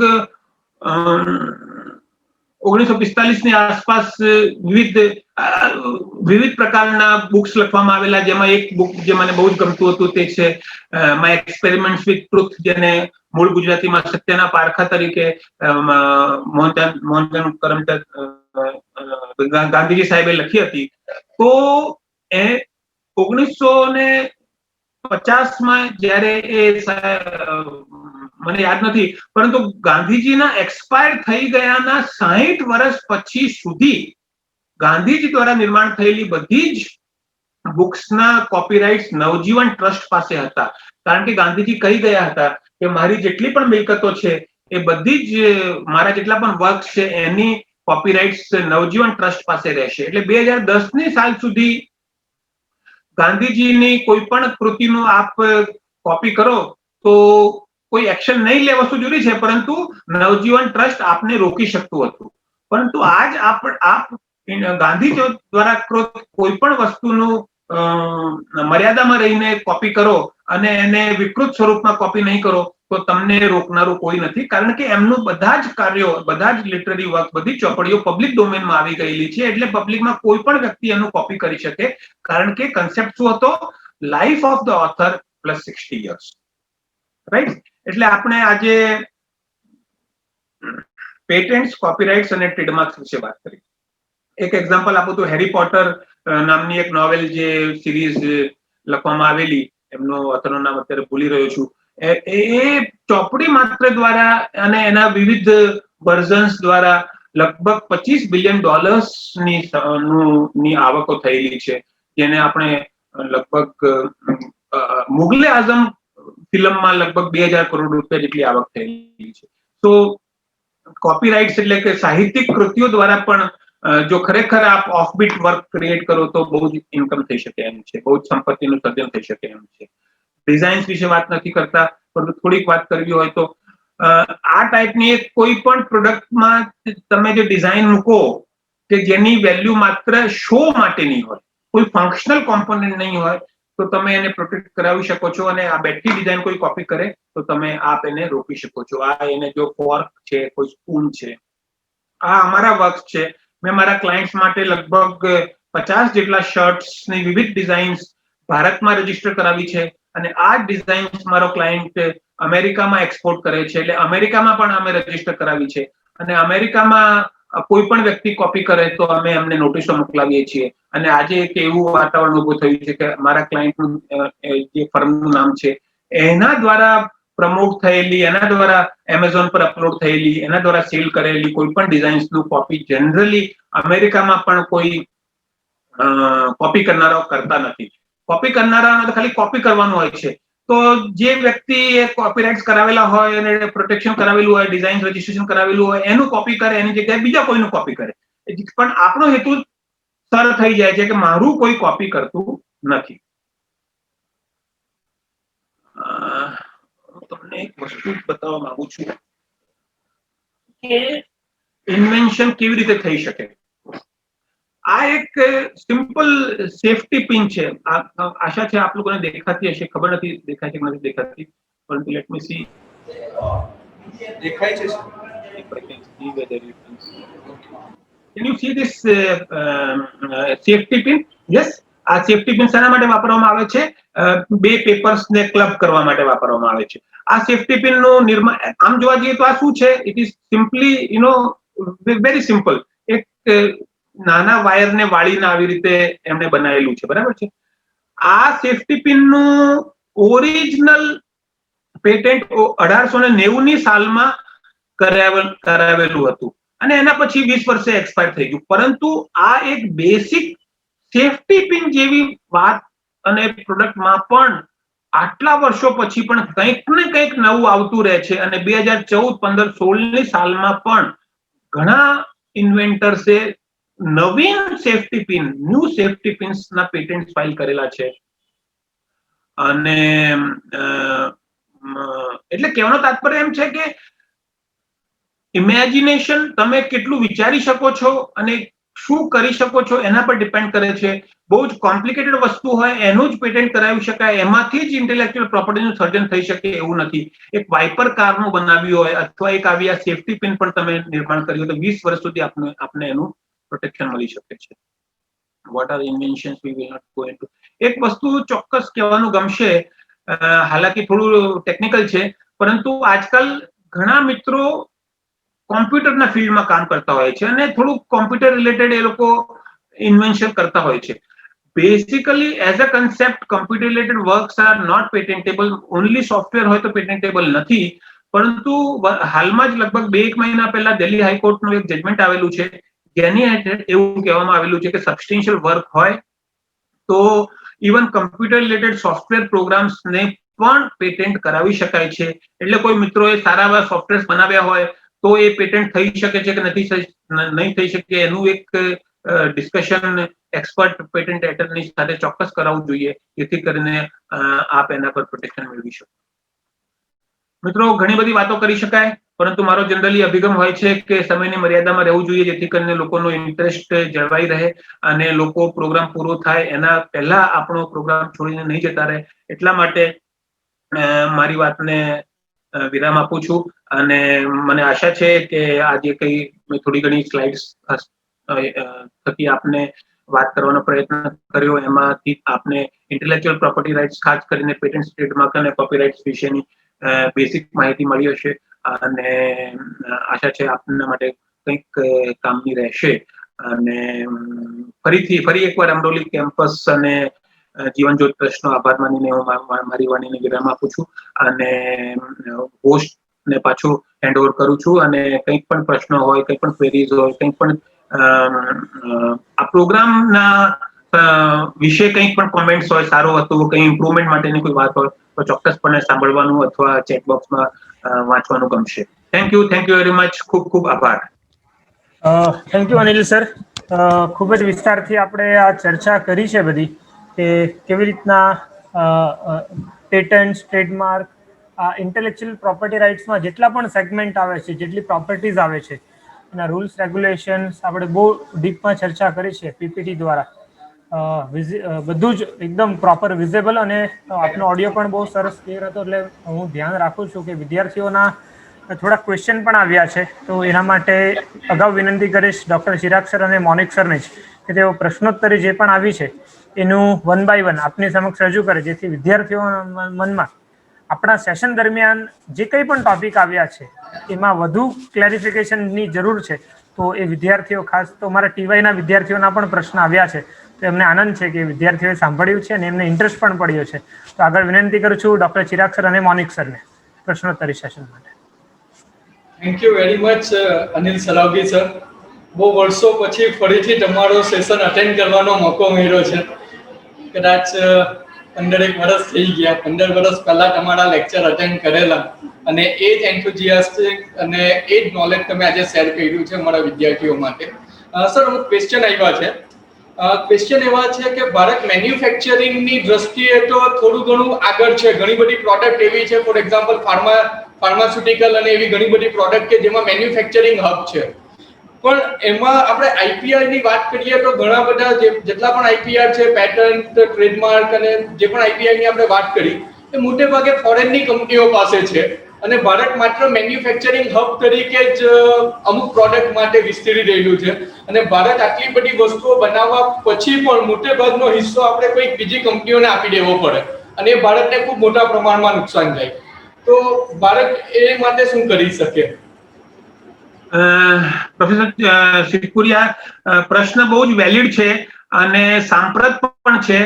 અને પરંતુ એટલું ચોક્કસ કહેવાનું ગમે કે અત્યારે જે કઈ પરિસ્થિતિ છે એનું હિસ્ટોરિક કારણ છે. ભારત ગુલામ દેશ હતું અને ત્યાર પછી આપણે જે તે સમયની સરકારોની પ્રાયોરિટીઝ અછતના વાતાવરણ હતું અને એ વાતાવરણમાં જે તે સમયની સરકારોને જે કંઈ બી ઉચિત લાગ્યું એ પ્રમાણે એમણે સમાજવાદી વ્યવસ્થા અપનાવવાનો પ્રયત્ન કર્યો અને તે હેઠળ લગભગ વાતાવરણ એવું હતું કે ઇમ્પોર્ટ સબસ્ટિટ્યુશન, ગમે તેમ કરીને લોકોને બેસિક ખાવા પીવાની, રહેવાની જરૂરિયાતની વસ્તુઓ મળી શકે એના પર જ ફોકસ કરવાનું બધી જ ફેક્ટરીઓને બધી જ ઉત્પાદકોને કહેવામાં આવતું હતું. એટલે ત્યારે તે સમયે બહુ જ વધારે પડતું ઇનોવેશન તરફ સંસાધનો રિસોર્સિસ ડાયવર્ટ કરી શકાય એવી ખરેખર પરિસ્થિતિ નહોતી.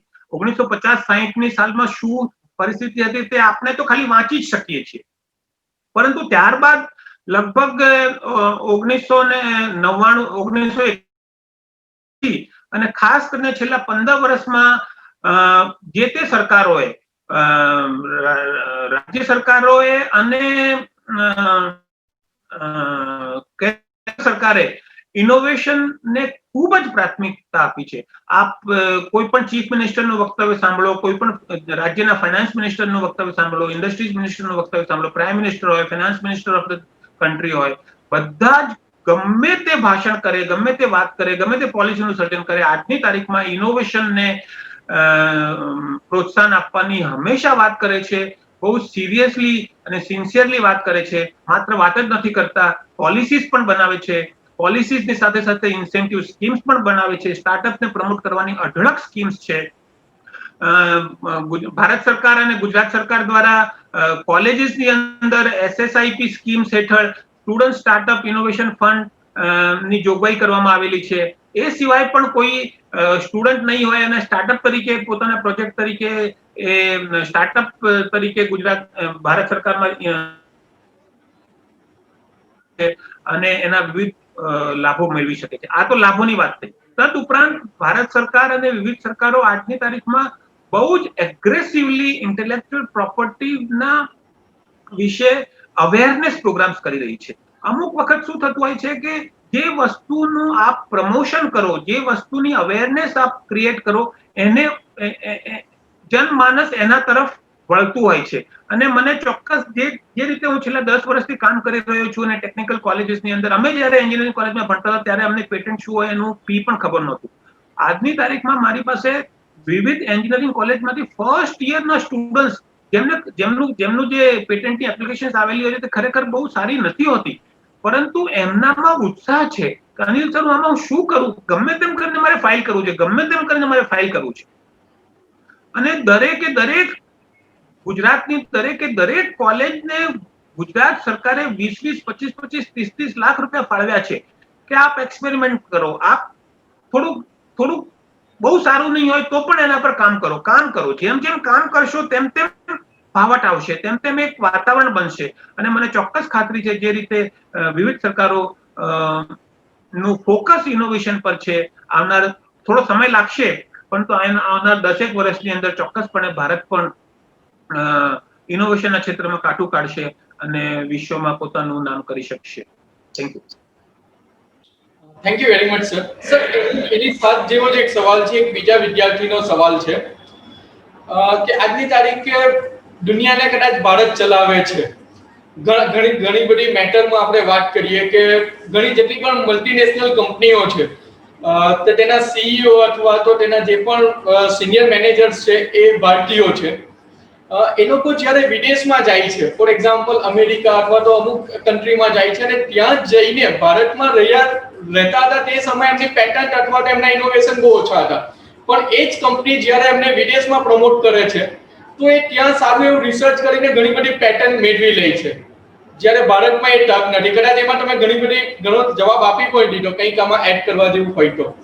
યસ પ્રોફેસર સિકુરિયા, જે મિત્રએ સવાલ પૂછ્યો તે ઘણો જ મહત્વનો છે. હું એટલું જ કહેવા માંગીશ કે ઇંગ્લિશમાં અમે કહીએ છીએ કે a man is a sum total of the environment in which he lives. એનો તાત્પર્ય એમ છે કે હું જે કંઈ બી છું તે મારા આસપાસના ટેકનિકલ, પોલિટિકલ, સામાજિક, સોશિયલ, એજ્યુકેશનલ વાતાવરણનું જ પ્રતિબિંબ હું હોઉં છું. તો કોઈ વ્યક્તિ ભારતીય હોય કે અમેરિકન હોય, ભારતમાં રહે છે ત્યારે એ ભારતના માપદંડ પ્રમાણે પરફોર્મ કરે છે અને જ્યારે એક જુદા વાતાવરણમાં જાય છે તે અન્ય વાતાવરણ પ્રમાણે પરફોર્મ કરે છે. એક એક્ઝામ્પલ હું તમને આપું. જ્યારે અમે લોકો એન્જિનિયરિંગ કોલેજમાં ભણતા હતા અમદાવાદમાં, ત્યારે અમને બધાને પેટન્ટ શું હોય કંઈ જ ખબર નહોતી. પરંતુ મારો એક મિત્ર હતો નવસારીથી, he was from Navsari. Navsari એનું સરનેમ હતી, પરીખ, અને નામ પણ હમણાં યાદ આવશે. આજે એ 1988 થી જ અમેરિકામાં છે અને હું એનું લિંક્ડઇન પર પ્રોફાઇલ જોઉં છું તો એણે પોતાના નામથી વિવિધ કંપનીઓમાં કામ કરતી વખતે ઇન્વેન્ટર તરીકે લગભગ 78 પેટન્ટ ફાઇલ કરેલા છે. અને એ જ અમારી જ બેચના ઇન્ડિયામાં રહી ગયેલા ટેકનિકલ સાઇડમાં કામ કરતા મિત્રોમાંથી પણ મને નથી લાગતું, કદાચ મારી પાસે માહિતી અધૂરી હોઈ શકે, પણ એક પણ પેટન્ટ ફાઇલ કર્યું હોય. સો just because he migrated to that country and there was an environment જેની અંદર ઇનોવેશનની જ હંમેશા વાત કરવામાં આવતી હતી, ત્યારે એ પરફોર્મ કરી શક્યો. અને આજે જ્યારે ભારત દેશમાં પણ ચૌરે ને ચૌટે આપણે ઇનોવેશનની વાત કરી રહ્યા છે અને ફર્સ્ટ યરના સ્ટુડન્ટ જ્યારે પેટન્ટ ફાઇલ કરી રહ્યા છે, ત્યારે એ સ્ટુડન્ટ પ્રોફેશનલ તરીકે પોતાની 30 વર્ષની કેરિયરમાં ચોક્કસપણે 30 પેટન્ટ ફાઇલ કરશે. અને ત્યારે આપણને આ પ્રશ્ન 2050ની સાલમાં 2050ની સાલમાં ચોક્કસપણે આ પ્રશ્ન નહીં હોય એવી મને ચોક્કસ ખાતરી છે. Thank you. Thank you very much sir. Sir એક ક્વેશ્ચન હજી એક સ્ટુડન્ટનો હતો કે ભારતમાં પેટન્ટ ને ટ્રેડમાર્કને લઈને હજી અવેરનેસ ખૂબ જ ઓછું છે. એનું એક એક્ઝામ્પલ છે કે સૌથી પહેલા આપણે પેસ્ટ તરીકે અંદર કોલસાનો એનો ઉપયોગ કરતા હતા, મતલબ જે આપણે બ્રશ કરવા માટે, અને કોલગેટ અત્યારે એના પછી ઇનોવેશન લાવીને ચારકોલ બનાવ્યું અને એની એ લોકોએ પેટન્ટ કરી નાખ્યું. તો આ રીતે આપણે ભારતમાં ઇનોવેશન કઈ રીતે લાવી શકીએ, અવેરનેસ કઈ રીતે ફેલાવી શકીએ વધારે કે? તો ભારતનું જે ટ્રેડિશનલ નોલેજ છે, આ વેબિનાર સાંભળી રહ્યા દરેક મિત્રને મને બહુ જ ગૌરવથી કહેવાનું મન થાય કે આજથી 2000 વર્ષ પહેલા, 1000 વર્ષ પહેલા આપણા જે ઋષિ મુનિઓ હતા અથવા જે વૈદ્યો હતા અથવા જે આપણા વડીલો હતા, એમણે જે કંઈ બી હળદરના પ્રયોગો કર્યા, નીમના પ્રયોગો કર્યા, અથવા આપણે આજે કોલસાની વાત કરીએ છીએ, એ વખતે જે એ લોકોએ પ્રયોગો કરીને વસ્તુઓ શોધી કાઢેલી, એને આપણે આજની ભાષામાં ટ્રેડિશનલ નોલેજ કહીએ છીએ. અને એ ટ્રેડિશનલ નોલેજ બહુ જ ઇફેક્ટિવ છે. એ વિદેશીઓ પારખી ગયેલા છે. એટલા માટે જ વિદેશમાં, ખાસ કરીને અમેરિકામાં, નીમ અને હલ્દીના વિવિધ ફોર્મ્યુલેશન્સની પેટન્ટ કરવાનો પ્રયત્ન થયેલો આજથી લગભગ 7-8 વર્ષ પહેલા. જ્યારે પેટન્ટ લગભગ ગ્રાન્ટ થઈ ગયેલું અથવા ગ્રાન્ટ થવાની પરિસ્થિતિમાં હતું, ત્યારે ભારત સરકારને ખબર પડી, ત્યારે ભારત સરકાર હાફલી ફાફલી જાગી અને તાત્કાલિક ત્યાંના પેટન્ટ એટર્નીઝને રોકીને એવું પુરવાર કર્યું કે આ ભાઈ જે પેટન્ટ ફાઇલ કરવાનો પ્રયત્ન કરી રહ્યા છે તે તો અમારી ચોપડીઓમાં 2000 વર્ષ પહેલાની ચોપડીઓમાં લખેલું છે, એટલે યુએસની પેટન્ટ ઓફિસે એને ગ્રાન્ટ કર્યું નહીં. અને ત્યારથી ભારતમાં એક ટ્રેડિશનલ નોલેજ ડેટાબેઝ કરીને એક વેબસાઇટ છે કે જેની અંદર ભારતમાં છેલ્લા 2000-5000 વર્ષથી જે કંઈ બી અંકિત થયેલું છે, લખાયેલું છે, ચોપડીઓમાં સંગ્રહાયેલું છે, એને આપણે વેબસાઇટ ઉપર મૂક્યું છે, જેથી કરીને યુએસએની પેટન્ટ ઓફિસના એટર્ની એક્ઝામિનર્સ અથવા જર્મનીના પેટન્ટ એક્ઝામિનર્સ જ્યારે પણ આવી કોઈ હલ્દીની પેટન્ટ એમને ત્યાં આવે ત્યારે એ આપણા ડેટાબેઝમાં સર્ચ કરીને પેલા પેટન્ટ એપ્લિકન્ટને કહી શકે કે ભાઈ તું આ નવું હોવાનો દાવો કરે છે, પરંતુ આ તો તે ભારતની પેલી આયુર્વેદની ચોપડીમાંથી કોપી કરેલું છે, આ જો આ ડેટાબેઝમાં દેખાય છે. એટલે ઘણું બધું હવે પ્રોટેક્ટ થઈ રહ્યું છે. અને ચારકોલની જે વાત છે એ કોલસાની વાત બહુ આમ કોલસાનો શું બેનિફિટ છે કે નથી એ થોડુંક રિસર્ચનો વિષય છે. અને કંઈક એવું પણ હોઈ શકે કે લોકોની માન્યતા છે કે કોલસાથી ફાયદો થાય છે અને બ્રાન્ડ્સ તો માત્ર પોતાના કસ્ટમરના સેન્ટિમેન્ટ ઉપર કામ કરતી હોય છે.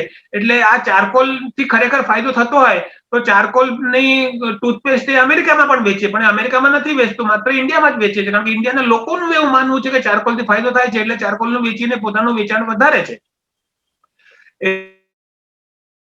કરવી અઘરી છે કે ચારકોલ ઇફેક્ટિવ છે કે નહીં, પરંતુ એટલું ચોક્કસ કહી શકાય કે કંપની સ્માર્ટ છે કે કસ્ટમરની શું સેન્ટિમેન્ટ છે, કસ્ટમર શું વિચારે છે, એને અનુરૂપ એ પ્રોડક્ટ મૂકે છે. તો આપણે ઇન્ડિયન્સ પણ કસ્ટમરને અનુરૂપ ની વિચારધારાને અનુરૂપ પ્રોડક્ટ મૂકશે તો ચોક્કસપણે વિચારશે. એ માર્કેટિંગનો વિષય છે. ખૂબ જ સરસ જવાબ આપ્યો. અને બીજો એક સવાલ હતો, જે બે સવાલ આવ્યા છે જેને હું કમ્બાઈન કરીને તમને પૂછું છું. પેટન્ટ આપણે કયા પેરામીટર અંદર સેટ કરવા પડે છે અને લોકોને એવું લાગે છે કે આમાં બહુ જ મોટો ખર્ચો આવે છે, તો આ વાત એટલે કેટલે હદ સુધી સાચી છે? કઈ બહુ મોટો ખર્ચો આવે છે? નહીં, ખર્ચાની પણ વાત કરું અને શું વસ્તુઓ સમાવવામાં આવે છે એની પણ વાત કરું. See, the point is that what is patentable? Any damn thing that you apply as a patent is not patentable. જ્યારે આપ કોઈ પણ પેટન્ટ માટેની એપ્લિકેશન કરો છો ત્યારે જે પેટન્ટ એક્ઝામિનર હોય છે એ આપની એપ્લિકેશનને કયા માપદંડ ઉપર મૂલવે છે, આ 3 માપદંડ છે આખા વિશ્વમાં. First is that the product or the process must be new. નવીન તો હોવી જ જોઈએ. નવીન હોવી જોઈએ એટલે શું કે ગ્લોબલી કોઈએ પણ આવી બીજી પ્રોડક્ટ બનાવેલી હોવી જોઈએ નહીં. ડોક્યુમેન્ટ ઉપર નહીં હોવી જોઈએ, પેટન્ટ ડેટાબેઝમાં નહીં હોવી જોઈએ, રિસર્ચ ડેટાબેઝમાં નહીં હોવી જોઈએ. બીજું એ કે આ ભાઈ હું થોડુંક ચર્ચા કરીશ, કદાચ સમજ નહીં પણ પડે કારણ કે એ વિસ્તાર માંગી લે છે, પરંતુ these are the 3 parameters. It must be novel એટલે કે ન્યૂ હોવી જોઈએ. There must be an inventive step. હવે ઇન્વેન્ટિવ સ્ટેપની પરિભાષા શું કે મેં કોઈ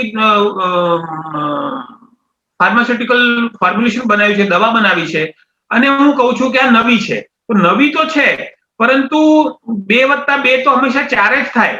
એવી રીતે કોઈ જે તે ફિલ્ડનો સામાન્ય માણસ ધરાવતો વ્યક્તિ કહે કે ના ના આ ખરેખર નવીન છે અને સામાન્ય વ્યક્તિને આ વિચાર નહીં આવી શકતે, તો એને ઇન્વેન્ટિવ સ્ટેપ કહેવાય. અને એનો કંઈક વપરાશ હોવો જોઈએ, એનો કોઈ ફાયદો હોવો જોઈએ, એ જનસામાન્યને કંઈક વપરાશકારને કંઈક કામ લાગી શકે એવું હોવું જોઈએ, એટલે કે એનો કોઈ એપ્લિકેશન હોવી જોઈએ. જ્યારે આપણે ટ્રેડમાર્ક પેટન્ટની એપ્લાય કરીએ છીએ ત્યારે આ 3 માપદંડો પર પાસ થાઓ તો આપને પેટન્ટ ગ્રાન્ટ થઈ શકે એવી એક વ્યવસ્થા છે. હવે વાત આવે છે ખર્ચાની. તો એનો જવાબ એમ છે કે પેટન્ટ ખર્ચાળ છે તે વાત પણ સાચી છે અને પેટન્ટ એપ્લિકેશન મોટા ખર્ચા વગર પણ કરી શકાય તે વાત પણ સાચી છે. હું થોડીક વિસ્તારથી વાત કરું. પેટન્ટ એપ્લિકેશનમાં 2 તરહના ખર્ચા હોય છે. એક હોય છે official patent office fees, application fees અને વિવિધ પ્રકારની ફીસ હોય છે. એ ફીસ ખરેખર જોવા જોઈએ તો બહુ જ ઓછી છે. એક પેટન્ટ એપ્લિકેશન ફાઇલ કરવાની ભારતમાં પેટન્ટ ઓફિસમાં ફાઇલ કરવાની ફીસ માત્ર ને માત્ર 1,600 રૂપિયા એટલે કે 1,600 રૂપિયા માત્ર છે. અને એનું પ્રોસિક્યુશન ને વિવિધ બીજી ખર્ચાઓ પણ થોડા 4-5 હજાર રૂપિયાના છે. એ સિવાય કોઈ જ ખર્ચો નથી. આ તો થઈ ઓફિશિયલ ફીસ. ને બીજો ખર્ચો છે ડ્રાફ્ટિંગ અને specification and drawing preparation fees. હવે patent document is a very very technical document. It is a very detailed document. So if somebody is interested, I'll be able to share with you that it is a technical document.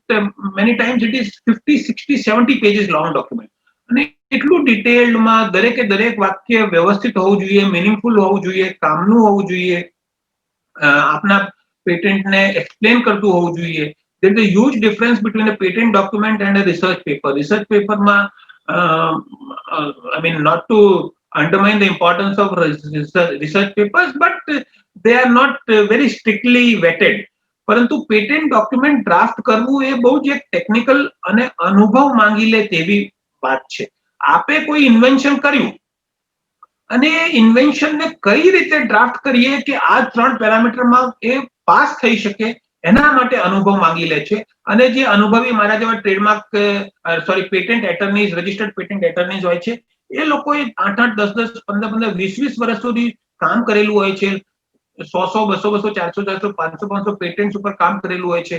એટલે એમને એક ફાવટ આવી ગઈ હોય છે કે તમારા ઇન્વેન્શનને કઈ રીતે બીબામાં ઢાળીને એ ડોક્યુમેન્ટ બનાવે કે જેથી કરીને પહેલી વસ્તુ કે પેટન્ટ ગ્રાન્ટ થઈ શકે અને ગ્રાન્ટ થઈ ગયા પછી કોઈ કોપી કરે તો આ પેટન્ટમાં મેં લખેલી વસ્તુ જ પેલા ભાઈએ કોપી કરી છે એવું આપણે કોર્ટમાં પ્રસ્થાપિત કરી શકીએ. એના માટે આપણે પેટન્ટ પ્રોફેશનલની સર્વિસીસ લેવી પડતી હોય છે અને એ સર્વિસીસ થોડી ખર્ચાળ હોય છે. એ વાત નકારી શકાય એમ નથી.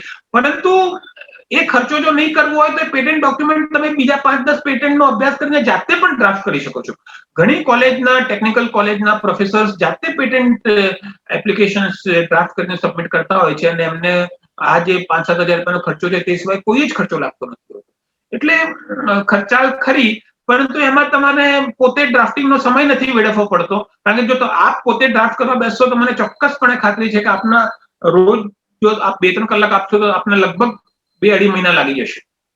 અને આટલો સમય જો કોઈ પેટન્ટ પ્રોફેશનલ આપતો હોય તો એની થોડીક ફીસ થાય અને એ ખર્ચાળ છે, એ રીતે ચોક્કસપણે કહી શકાય. એટલે this is the explanation which I think would be able to explain the intricacies of fees related to patents. Thank you. સવાલનું ખૂબ જ ક્લેરિફિકેશન આવી ગયું છે હવે આઈ થિંક બધાને કે એ લોકો કઈ રીતે ફાઇલ કરી શકે, કેટલો કોસ્ટ આવી શકે. બીજો એક મારો ક્વેશ્ચન હતો કે સ્ટુડન્ટ ઘણીવાર જે કોલેજની બુક્સ હોય છે એને ઝેરોક્સ કરાવી લેતો હોય છે, જેના પર લખેલું હોય છે સાફ સાફ કે ધીસ બુક ઇઝ કોપીરાઇટ, તો એને શું પનિશમેન્ટ થઈ શકે છે?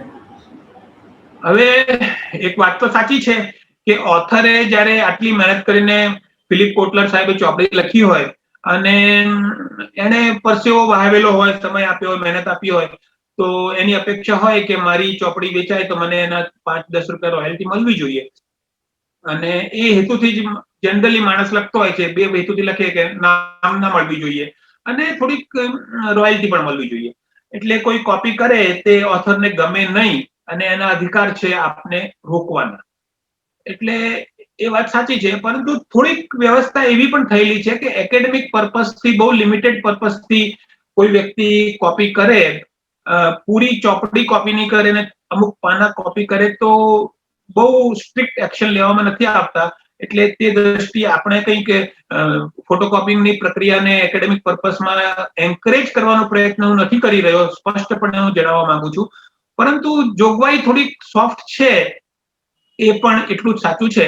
એટલે પરંતુ જો આપની પાસે પૈસાની વ્યવસ્થા હોય અને